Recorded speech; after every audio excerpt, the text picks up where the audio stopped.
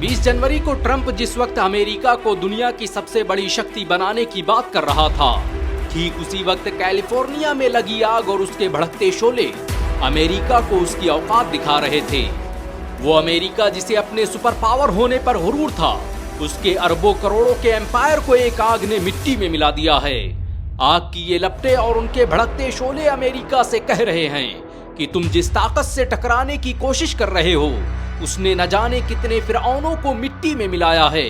उसने न जाने कितने शद्दादों की जन्नतें तबाह की हैं। उसने न जाने कितने कारूनों को उनके खजाने के साथ जिंदा दफन कर दिया है।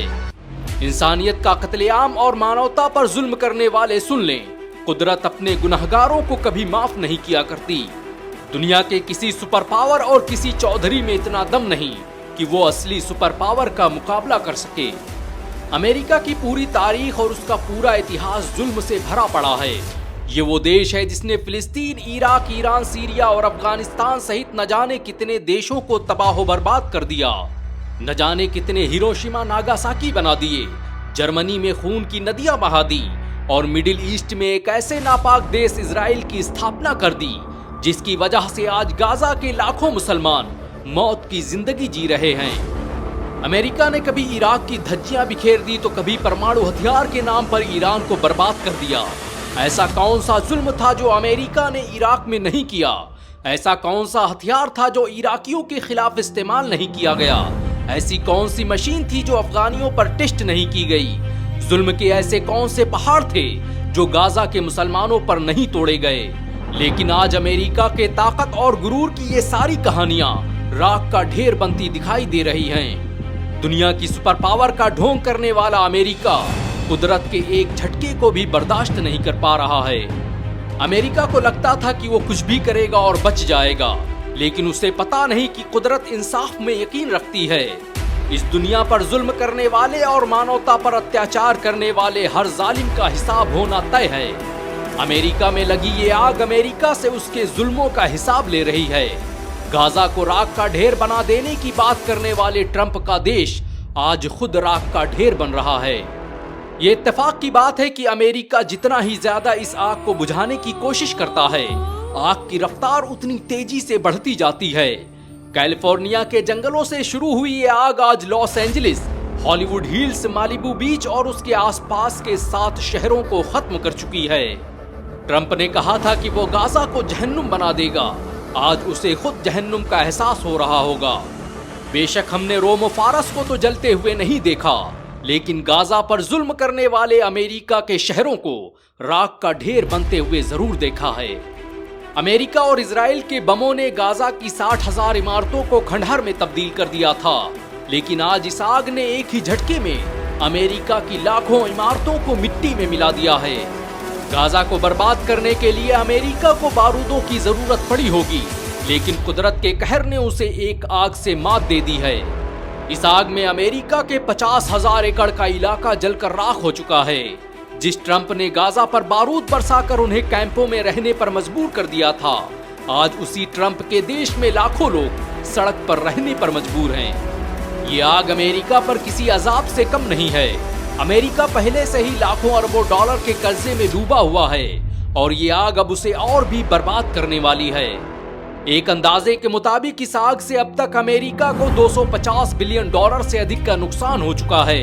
ये आंकड़ा इतना बड़ा है कि इससे कई देश खरीदे जा सकते हैं। अमेरिका उन देशों में से है जिसने इंसानी लाशों पर अपना साम्राज्य स्थापित किया है।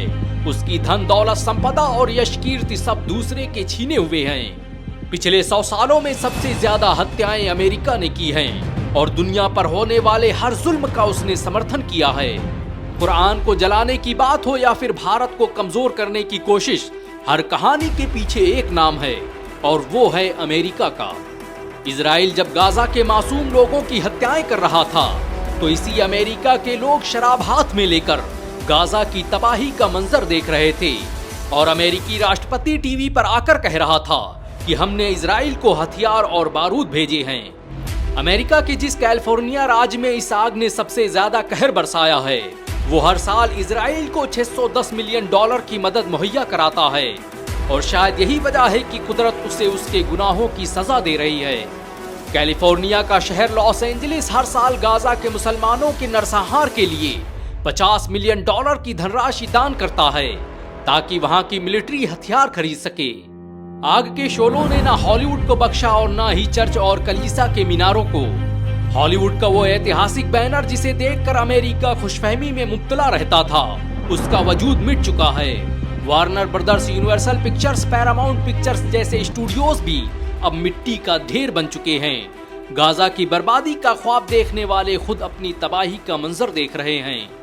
वो अमेरिका जिसे गुरूर था कि ये दुनिया उसके इशारों पे चलती है, आज उसका बस एक आग पर भी नहीं चल रहा है।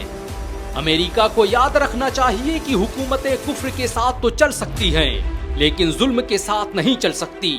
दुनिया की बड़ी बड़ी ताकतें और सुपर पावर्स जब जालिम बने तो उनके वजूद दुनिया के नक्शे से मिटा दिए गए। कोई पूछे रोम और फारस के खंडहरों से कि उनके महल्लात का क्या हुआ, कोई पूछे फिरौन मिस्र से कि उसकी लाश इबरत का सामान कैसे बनी, कोई पूछे पेट्रा की इमारतों से कि उनके शहर को रेत के मैदानों में जिंदा कैसे दफन किया गया। पूरी दुनिया में मौत का तांडव करने वाले अमेरिका को याद रखना चाहिए कि जुल्म जब हद से गुजरता है फना होता है। कुदरत अपने गुनहगारों का ऐसे ही हिसाब किया करती है। कल के फिरौन भी दरिया में गर्क हुए थे और आज के फिरौन भी दरिया में गर्क होंगे। इंसानियत का कत्ल करने वाले और मानवता पर अत्याचार करने वालों को ये धरती ज्यादा दिन बर्दाश्त नहीं करती। वैसे अमेरिका में लगी इस आग के बारे में आपके क्या विचार हैं? नीचे कमेंट में जरूर बताएं। अगर आप इसे खुदा का कहर मानते हैं तो इस वीडियो को लाइक और शेयर जरूर करें। ऐसी और वीडियो को देखने के लिए हमारे चैनल को सब्सक्राइब करें, बेल आइकन जरूर दबाएं।